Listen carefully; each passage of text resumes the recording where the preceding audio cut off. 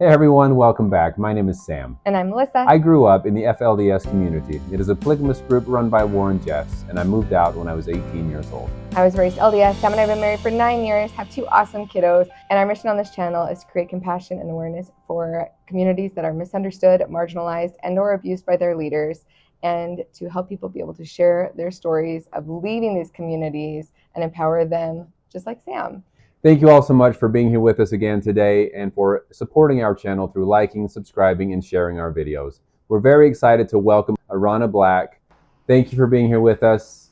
We've had her parents on and one of her brothers on before as well and shared their stories. And we're excited to hear Arana's perspective on what it was like for her growing up in the FLDS and then being shared around to different families and moved around in different ways that have caused a lot of grief for her and her siblings. Thank you so much for being here, Rana, and being willing to share your story. We appreciate it so much. We've really enjoyed getting to know you today and talking more. We're just so grateful for you and your siblings being brave enough to talk about this and be able to spread awareness about the stuff that is happening to children within the FLDS, and for the bravery it takes to be able to unpack that live with us and everything that comes with that. So we just really appreciate you. Yes. Thank you, Sam. Thank you, Melissa, for having me, for giving me this chance.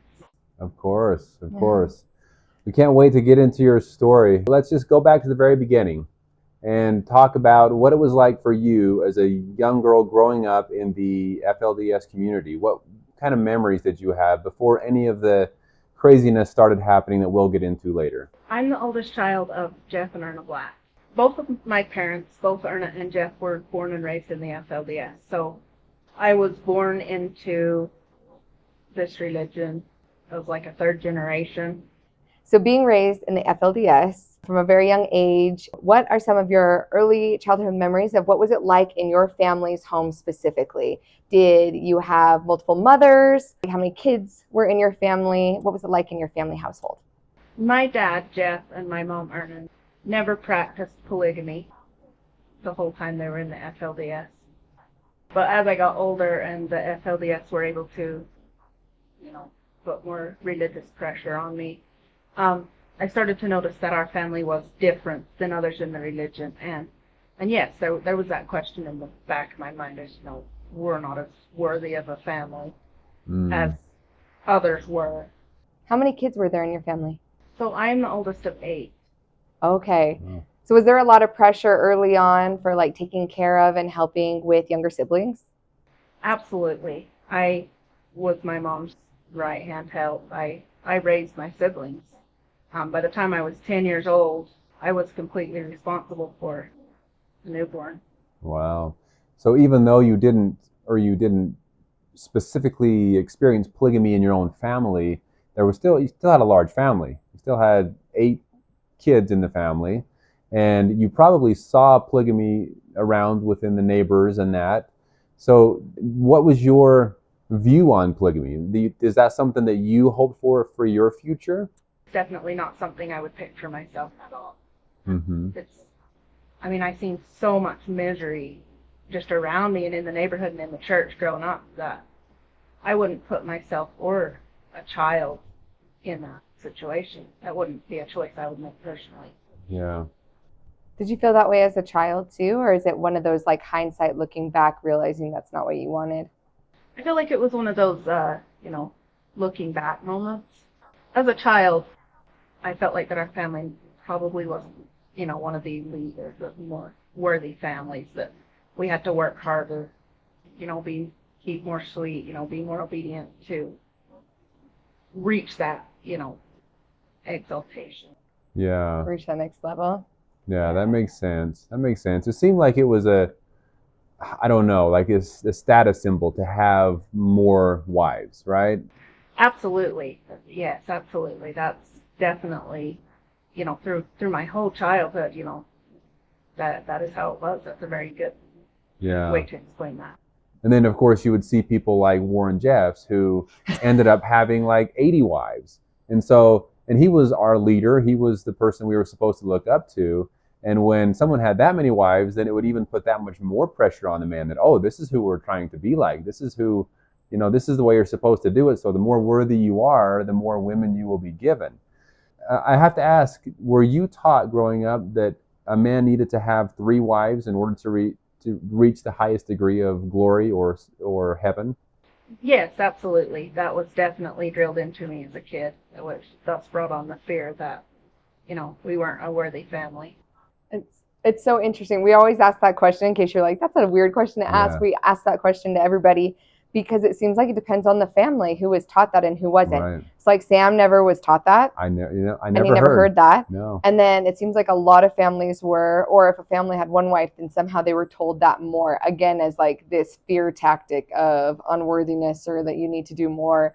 And so I just find it interesting that they try to find anything they can to like use against these families to create fear in them, right? Yeah. And so that in case you're wondering, like, why? That's an interesting question, but that's why we ask that question Yeah, because to most people who come not on. everyone heard that or heard those ideas. For example, maybe it was told throughout my family that was a necessity to have 3 wives, but I never heard it for some reason. So it's interesting. Even though maybe one of the reasons I never heard it was because my father had 4 wives, so maybe it just wasn't a concern in my family. So in your childhood, what kind of activities did you like to do for fun? I was a super hyperactive child, to be a way to explain it. Super full of life. I loved people. When I turned 4 years old is when Warren Jeffs kind of started to take over the FLDS from his father, Rulon Jeffs. Even though he wasn't the prophet, he was exalting himself in that position. And I remember as a 4-year-old, things starting to change drastically for me. Like, my parents would bring home like the Keep Sweet song, and suddenly I couldn't listen to any music but that, and I had to memorize it. And they quit reading bedtime stories to me, and all I could listen to was Warren. Wow. At 4 years old. This started at 4 years old for me. What was the Keep Sweet song? I haven't heard of that. Was Warren singing it, or? Can you sing it for us? I'm just kidding. No, talking about trigger warnings right there. but I know what you're talking about. Or was it like a specific, was it a hymn? Did they consider it a hymn, or was it like something of its own?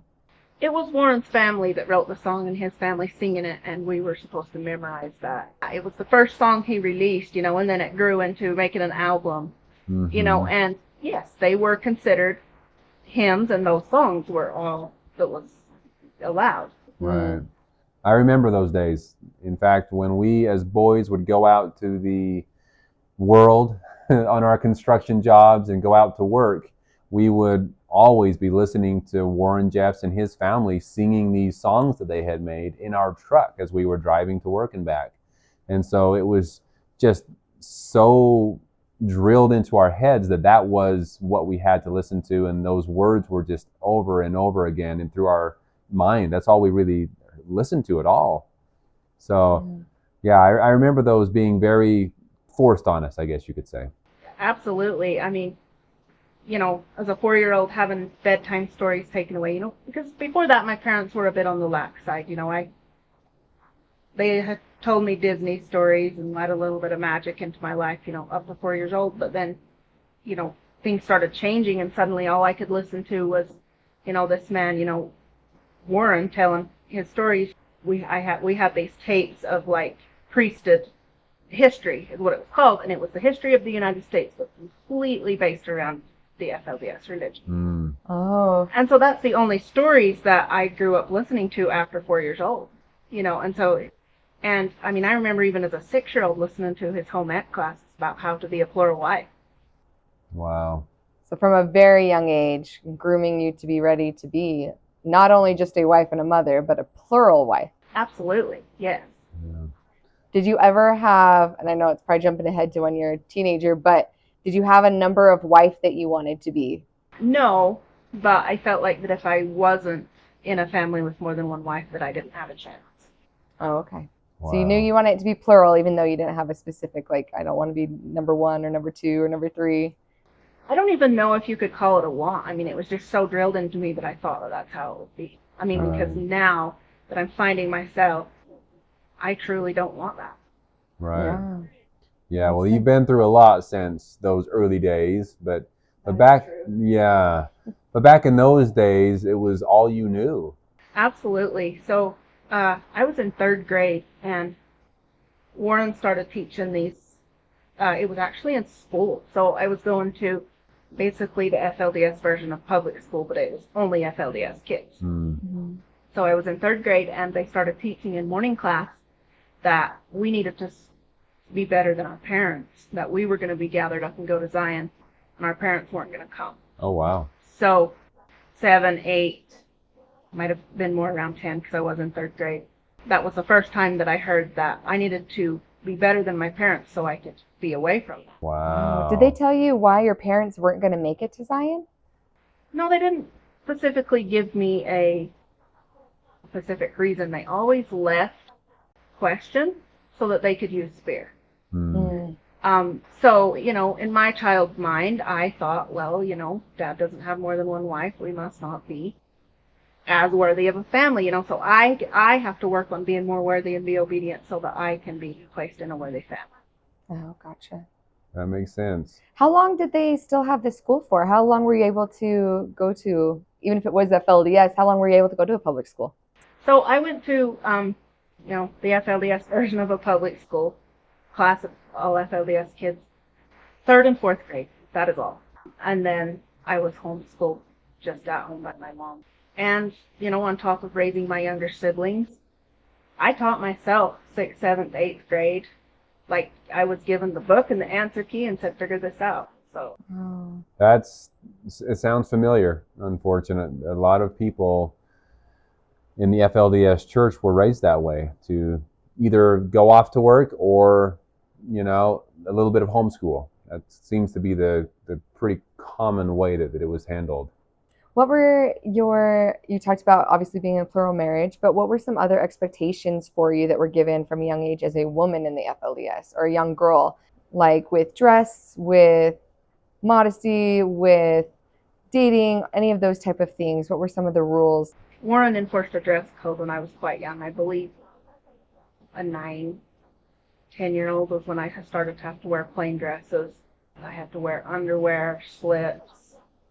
I'm not just talking about like what you would call underwear nowadays. I'm talking about full, white suit of underwear, slips, dresses, a good 4 to 5 layers, but that was worn every day, all the time. I couldn't show any arm or any ankle. Like, I had to be covered to my ankles. I started being required to wear waves in my hair when I was about 11. And then just from there, just slowly over the years, Warren would add one more restriction at a time, and it would just slowly get more things I had to do or couldn't do. Yeah. When you say wave in your hair, you're referring to the poof, right? Yes. Okay. Yes. Because wavy hair, that's okay, right? That's Right. A lot of people are used to that, but the big poof, right? No, yeah, I'm talking about big Victorian hair. The higher the poof, the closer to heaven, right? Is something like that? Were you told any specific reasons why that was required? All the women started just wearing these poofs, and it seemed like they were trying to get the highest poof possible in some cases. Were you told anything about why? Honestly, no. Warren's wife started doing it, and so the whole community felt like that they needed to Okay. be as humble or, as godlike. So it's more of like a cultural thing that ended up turning into a rule just on its own. Right, yeah.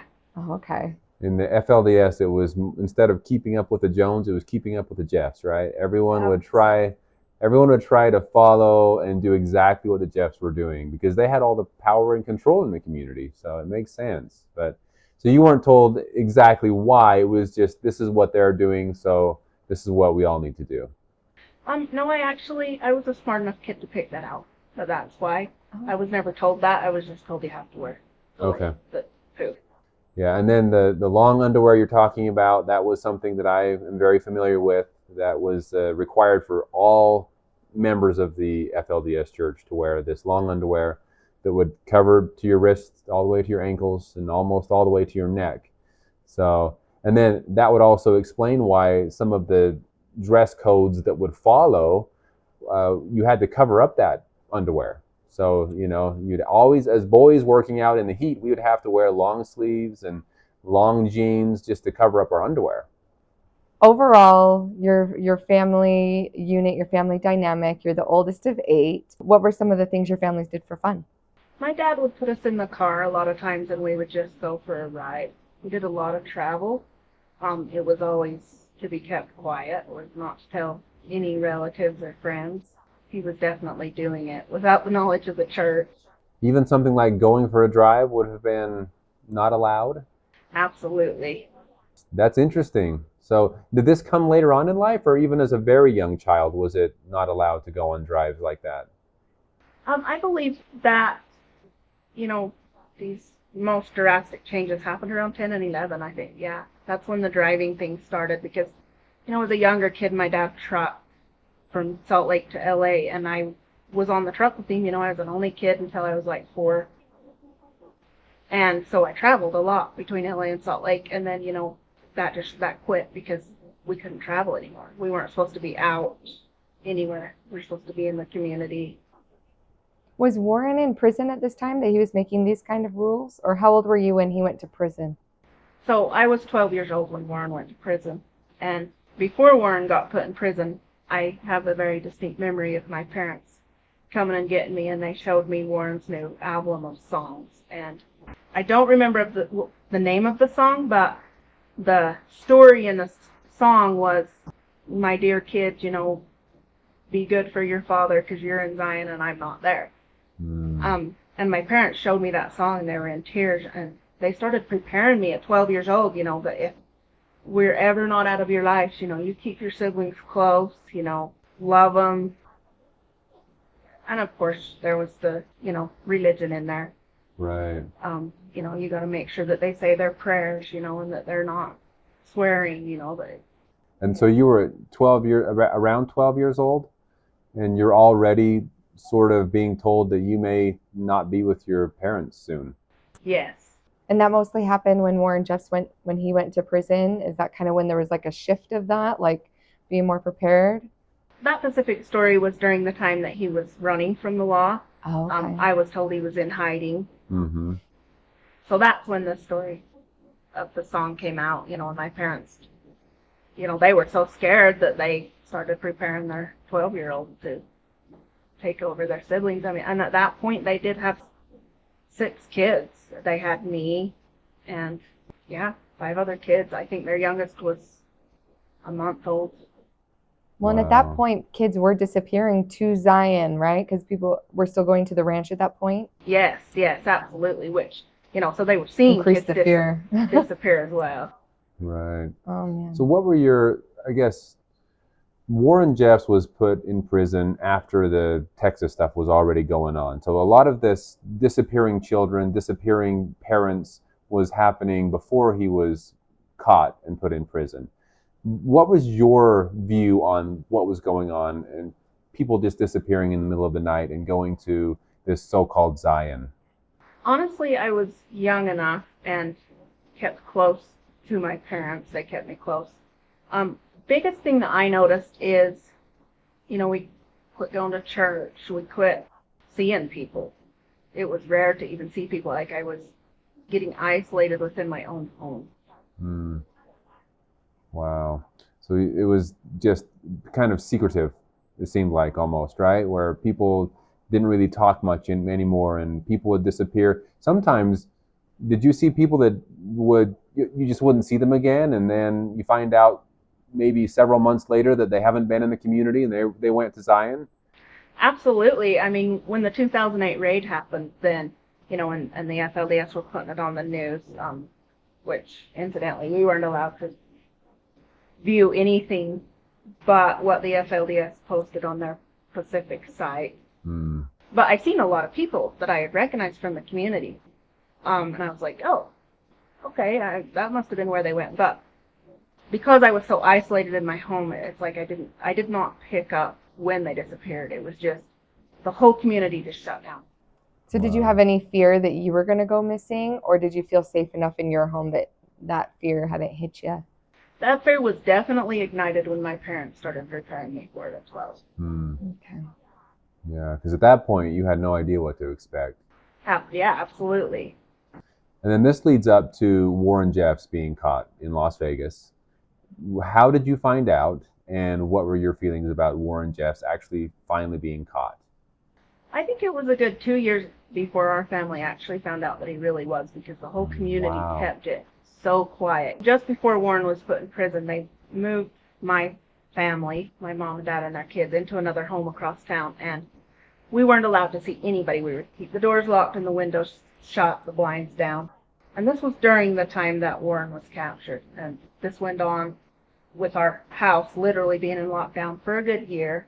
And then we actually heard that he had been put in prison, just like a rumor, through an aunt.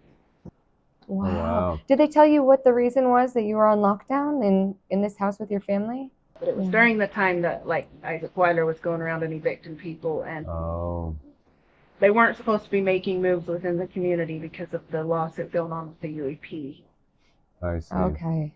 So it was like a property thing. Right, so they had moved us, and they were like trying to make so nobody knew that we had been moved. How crazy that it took so long for you to find out that he was caught. I mean, it seemed like I found out almost immediately.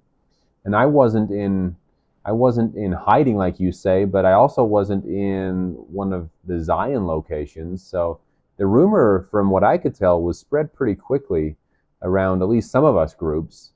That kind of gives testament to how much isolation they had put you in. Right, exactly. So when you heard it, you thought it was a rumor going around from another aunt. Did it take you guys long to believe it, or was it confirmed after, like, quickly?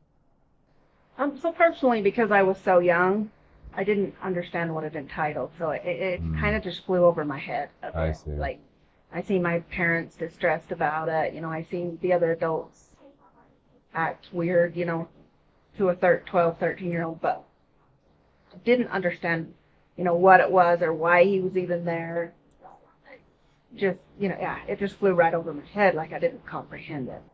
Did you feel like there was a shift in the community or in your world and your family's life by Warren Jeffs being put in prison? Did that change how your family was treated, or? It definitely had a drastic effect on how lax my parents were. They immediately became stiffer, you know, and more, we have got to follow the rules better because we caused him to be put in prison. You know, we weren't having our kids be perfectly obedient, the perfection. So, Blaming the members for him being caught, right? Yes. wow. So your parents, in a way, blamed themselves because they didn't feel like they were good enough to keep him out. Right, and that Wow. ultimately reflected back to the kids, you know, so. So you felt guilty. Right, and, you know, they felt like that they had to have a level of perfection, you know, to make it better, you know, and then that turned to requiring their kids to. So there was a Right. lot of stress on the kids as well. Wow. Wow. So Warren's put in prison now. The community seems to be in lockdown mode, and there's just a lot of hush hush. Things are starting to get a little bit weird. Not that they weren't before, but they're starting to get a little bit more weird, it seems like, right? I was here during those moments as well, so I started to see the beginnings of this. But I moved out in 2008, so a lot of things, a lot of buildup had happened at that point, but so much more was about to change right after I left. So about 2008, 2009, what did your life, what kind of happened after Warren was put in prison with you and your family? So the community stayed very isolated up until about 2008, and then one day we heard through relatives, I believe, about a raid that had happened in Zion, is what we were told. And my parents started looking it up. At that time, they didn't have the internet taken. I was still young. I hadn't been introduced to it or been allowed to be on the internet at that point. And then they started calling the community together on secret update meetings, is what they were calling them, to update the people in Short Creek, Colorado City, Hillville, Utah area about what was going on in Texas on the ranch. And of course, it was the FLDS version of it. Mm-hmm. Right. And then just from there, they started requiring us to come to meetings every week, and slowly started having church again on Saturday meetings and Monday morning meetings. And like within a year, we were starting to have all of those meetings again and be required to go to them. And slowly, Warren Jeffs started sending his revelations. And then over a period of like 5 to 6 years, he would send more and more to where we were even being called into meetings during the middle of the week, and it was just random, times. I mean, I remember sitting through some of those meetings, listening to Warren's revelations being read and his new requirements, like getting rid of toys and couldn't eat certain foods and stuff. We sat in those meetings for 6, 7 hours sometimes. Wow. Everyone in the family was required to. Even the children. Absolutely, even the babies. Having a baby in a 7-hour church meeting is like hell on earth. I can't imagine. I imagine they were required or supposed to sit still and be quiet. Absolutely. Absolutely, they were required to sit perfectly still and no noise. I mean, even a newborn crying was like, everybody be like judging you and staring at you like, how dare you let this child cry over God? Oh my gosh. And just a quick reminder here, these revelations were coming from Warren after he was already in prison, right? Absolutely. Okay. He was sending these letters from prison, and even a few times he called from prison and they put him on the phone over the speaker in this building of like 2,000, 3,000 people, and he himself would give his revelation. Wow. So you actually got to hear him preach from his prison cell. Yes. The fact that that was even allowed, right? Right? It blows my mind now that I know what I know. Right. For the fact that he was put in for what he was put in for, and then he was allowed to continue to, quote unquote, lead his people. Mm-hmm. That is just something I can't quite understand. So revelations start coming in, and he starts making all of these changes and crazy rules, which we've heard a lot of them, and you've mentioned some of them. What happens from there? Do the revelations just keep getting more intense? Or membership, right? Membership changes a little bit. Requirements started getting more intense. He decided to introduce the United Order, is what he called it. And actually, this is an interesting story. So he decided that everybody in the church had to be rebaptized, and we had to wait for our call, and it had to be through high up leaders. And then he introduced the idea of the United Order, and he decided that there was going to be members of the United Order and people who were not members, non-members. It was a way of controlling, you see these people that are like in higher standing, the non-members are going to be like, what can we do to be in a better position? Right.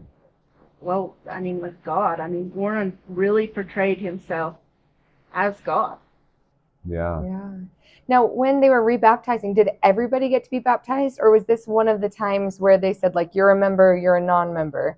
Because we've heard kind of both different times, and I know it can be at least confusing for me sometimes of, which time Warren did it. But this very first time that you're talking about and everyone's getting rebaptized, was everyone allowed to get baptized? Yes, everyone was required to be baptized in the whole church. Okay. And then a couple months later, I was young enough, I don't have an exact timeline. Yeah. But he introduced the United Order, and people started getting baptized again into this United Order. Okay. So then they were the ones that were becoming the members. Yes. And how were people choose? How did they choose who was going to become a member or not? Do you know? I do not know how they chose, other than I did notice a lot of women and girls going through it. Here's my story on it. We were at home one night, and Mom got a call. And they told us to come at 3 o'clock in the morning and don't let anybody know where we went. Me, my sister just younger than me, and my mom, and we were to come and be baptized as members. And we snuck out of the basement window without Dad knowing, because we were so scared of the leaders of the church. Wow. And think about that now, like that freaks me out. Like they targeted me and my sister and my mom. Yeah. And we were baptized as members, and we were the only 3 in our family. Was sneaking out something that you just thought up, or did they tell you that you needed to sneak out? The person that called us on the phone was very clear. No one else in the household could know, not your dad, your father, not Jeff. Like, nobody could know. So we, like my mom, me, my sister, we snuck out of the basement window with our bag of clean underwear so that we could go get baptized. Oh, this just gives me shivers in a bad way. Were So, there, oh, sorry, were there no. other people there to get baptized at the same time, or was it like just the three of you? Was it like a big group of people? So we arrived at the building to be baptized, and we were in a whole room of women. I believe there was like 50 to 60 women and girls there being baptized at the same time. Whoa. At 3 o'clock in the morning. Yeah, which we can all assume that they were also told they need to sneak out of their homes and not let the husband or father see them. I would assume so. I don't know why it would be any different than they were telling us. Wow. Yeah, they were essentially breaking up families at that point. I mean, like I said, there was only 3 in my family of 10 that were picked, and it really gives me the chills to think about that I was 16, my younger sister was 13, and my mom, I mean, like that's scary. That is so scary. At what point were you able to tell the rest of your family? Were you ever able to tell them? Or what did that look like going back? Like, were they never able to find out? So, as soon as we were baptized as members, then we were required to go to special member meetings. So we'd just disappear and go to meetings on Sunday or whenever they were held, and the family just had to assume. We never could tell them, but we would disappear to the member meetings. Mom just disappears for a couple hours, and you're not allowed to ask, like, they're not allowed to ask why. Yeah, this puts this in a whole new light of manipulation here and control and fear, because normally, you would think that your father or your brothers would come up to you and say, hey, what is going on? You can't just disappear like this. But because of the situation going on within the church and how normal it was for people to just disappear for no reason, did they even ask you? They were scared to ask. Honestly, like that could be the cause of them not being able to become members. It honestly just put more fear in the rest of the family that, holy shit, we better step up. I mean, people in our own family are going, being elite members, and we're, something is wrong with us. It's just hard to wrap my brain around how crazy that is. But separating, I mean, they did it so... Warren Jeff seems to have been very strategic about the way that he separated families in a way that families couldn't fight against it. Right. I feel like it's that that bit by bit model, right? Like it has to be one little tiny piece at a time, because if someone just comes up to you and says, okay, your family has to just be separated now, people will be like, yeah, right, whatever. But it's these little things like that where he's separating them on the inside and working at them from so many different angles, to where later he can just separate people. And at that point, it's already been done so much they don't even notice, or there's not much for them to do about it. Right. And there's one thing that I would like to explain here is, so because a parent became a member, my mom became a member.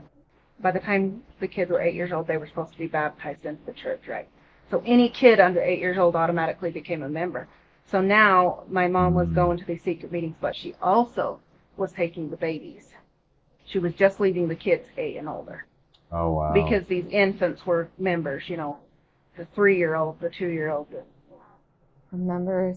I can't imagine, too, how it made those other kids feel. Did they ever talk about how it made them feel to not be members, or were they just striving to be as good as they could to become members? Did they have that hope? I hate the word hope in this situation because it's so messed up, but I get what you're saying. I mean, it was everything that they knew, and if they didn't hope to become a member, it was giving up on life. There really wasn't a choice. So how long after you and your mom and your sister were baptized in the middle of the night, how long did it take before your other siblings were all able to become members, or did they get to become members? I vividly remember this. I was 16 at the time this was going on, so a little bit more mature, kind of getting a picture for things that were going on. My mom got a call, and we were in the vehicle with Dad because we had been taking kids to the dentist, and I was just there to help with the younger kids. But she got out of the car to take this phone call because it was the bishop's office and she was a member, and my dad wasn't supposed to hear. He was a non-member. And she got back in the car and just said, okay, we got to go home right now, and because she's a member and my dad's a non-member, she is the higher power. Like, my dad has to do what she says. She helps more priesthood in a way. Like, And so she's like, we have to go home right now. And so he went home, and my mom took my other two siblings that were over 8, and they were baptized that day. And my dad was not. And that was the beginning of a long separation for our family, because everybody in our family over 8, besides my dad, were members. And like I mentioned before, anybody under 8 was automatically a member because a parent was. Right. We were moved. My dad was moved into a non-member home, and we were moved into a member home, and absolutely no contact. So being 16 years old when your father is sent away, what was that like for you? I mentioned before in 3rd grade, Warren started sending messages through the schools and stuff that, the young people have got to be prepared to be gathered up. The exact words he used is that the children and the young will be gathered up and brought to Zion. He said nothing about parents at all. And I knew that. I was a smart kid. I understood that he was referring to just kids. And so, at 16, when it started happening and I started getting separated from my dad, I had been prepared for it, like starting at 4 years old. A slow preparation my whole life, so I thought that it was Fulfilling the prophecy that he'd been saying this whole time, right? right. Yeah. He's creating a self-fulfilling prophecy. He's telling you, oh, this is going to happen, this is going to happen, this is happening, so that when it all does, it probably just made your faith in him stronger. Did it? Yeah, that's a good way to explain it. To think that he was planning this for so many years too, that just goes to show you how much preparation he had put into it in preparing the young kids and families to one day turn it into all of this that he wanted. Split the families up, take children away, and all of the things that ended up happening. So that is just very calculated. Yeah. That's for sure. He was a mastermind in a very bad way, it seems like. So How long was your father separated from you at that time? It was about 2011 that I became a member and he became a non-member, and it wasn't up until like 2014 or 15 that I even saw him again for the first time. Wow. So a good 4 years. And during those 4 years, did you get to stay with your mother and your siblings that whole time? Were you guys assigned to another family? Because I know that happened a lot. We were put in a member household, and they actually floated around to several different member homes during that time. My mom and some of my younger siblings, because then a couple of them became non-members and moved back with my dad. And my mom was going between kids, but we couldn't have anything to do with my dad because we were still members. He was still a non-member. Okay, so through that whole process, you were able to stay a member. I mean, well, no, but I know it sounds funny now, but being a member also shows a certain level of where your belief was in the church. Like, how did you feel towards the church at that time as a member? So during that time, about 2013, then there suddenly became another group of people, and the people that were members were suddenly in the middle zone, and there was another set of people that were getting rebaptized, and they were the members. Oh, wow. So I was actually floating around like in the middle. So everyone was rebaptized. I just want to get this straight. So everyone was rebaptized, and then there were more baptisms for the members only, right? For people to become members, yes. Become members. And then there were a lot of people at that point that were left out of becoming members, like your dad. And then on top of that, there were more baptisms for people that were even more elite within the church. Right. So we suddenly became the non-members, and they were another group of higher people that were the elite members. So non-members, members, elite members. Wow. So did you ever become one of the members? Add a few more members. Who knows how many more times they went up? I don't know. No, I did not. Okay.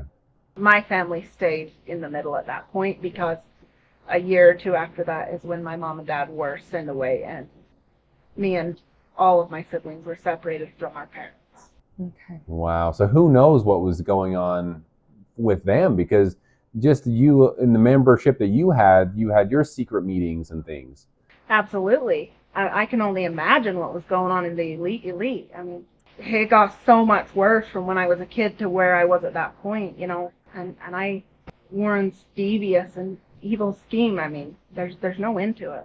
And it's still going on. That's the craziest thing. Yeah, a lot of what could be imagined is Wow. and has gone on. So you were without your dad for, you Years. said about 4 years. You didn't see him at all. You say at that point then you must have seen him again. What brought that on? How did you end up seeing your dad again? So they decided that the members, the middle people, they weren't a part of the elite, so I guess it was okay for them to associate with the non-members. Okay. So then we were able to talk to our dad. We were not allowed to live together at all, and we were still separated in girl and boy houses. Other than my youngest siblings under 8 were with my mom, thus with me. So I was able to see my dad a little bit. But at that point, you know, he had had his whole life taken from him, his kids, his wife. He was going insane. Literally. I mean, he was having these breakdowns that scared the crap out of me. You know, and I was already under so much stress, you know, and anxiety just from trying to live up to the church laws that, honestly, my dad kind of scared me at that time. You know, I hardly dared talk to him or get to know him. Because of everything that he was dealing with, and I can only imagine how crazy that would have been for everyone involved. I mean, he had a 1-year-old taken from him. He couldn't see, and he didn't see that 1-year-old until he was 4. Wow. Those are some formative, like, if you blink, a month goes by and they change so much from 1 to 4 years. That's a huge chunk of so many changes in a baby's life. Yeah. And that was his baby. I mean, that was his last kid. That was his last chance. And that's forever taken. Yeah. So you said that you got to talk to him again, but it's this kind of hard emotional line with him. And then we know that eventually both of your parents were taken. At what point did that happen? So my parents were sent away in 2015. I was up to the storehouse doing sewing projects. And my mom called me and said, Dad and I got called up to the bishop's office, and my heart just sunk, like physically, painfully sunk. Like, I knew. I had seen so much. So many people get sent away. I knew what was going on.